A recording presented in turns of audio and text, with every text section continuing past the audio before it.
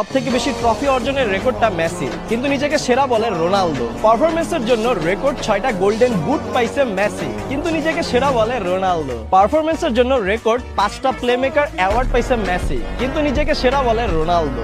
Best player of the year হিসেবে সর্বকালের সেরা রেকর্ড 8টা ব্যালন ডিওর পাইছে মেসি, কিন্তু নিজেকে সেরা বলে রোনালদো। পৃথিবী সহ সৌরজগতের একমাত্র প্লেয়ার হিসেবে রেকর্ড বিশ্বকাপে 2টা গোল্ডেন বল পাইছে মেসি, কিন্তু নিজেকে সেরা বলে রোনালদো।